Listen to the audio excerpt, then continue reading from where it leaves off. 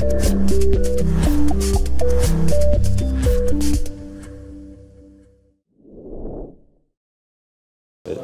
tarehe 10 mwezi wa 3 mwaka 2025 ni siku ya 3 ya zoezi la uandikishaji katika wilaya ya Kati, na zoezi kwa wilaya hii limeenda vizuri, hatujawa na changamoto yoyote. Tumepita kwenye vituo vyote ambavyo ni karibu 48. Tumeangalia zoezi linavyokwenda, tumeweza kuzungumza na mawakala wa vyama, wote wametuhakikishia kwamba zoezi limekwenda vizuri.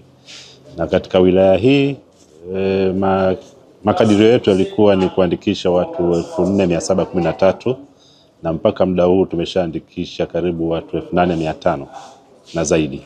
Kwa hiyo ukiangalia utaona kwamba tumefanya vizuri katika wilaya hii, watu wengi wamejitokeza na wamepata fursa hii ya kuandikishwa.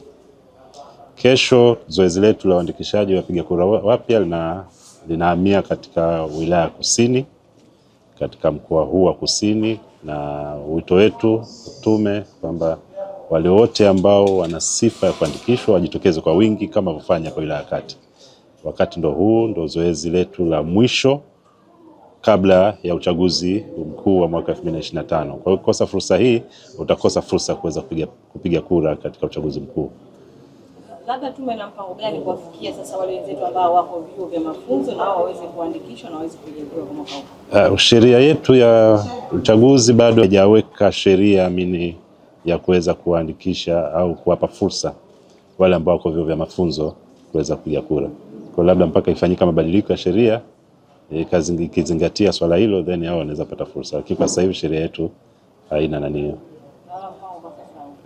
Ya sheria haijaelezea swala hilo. Kwa hiyo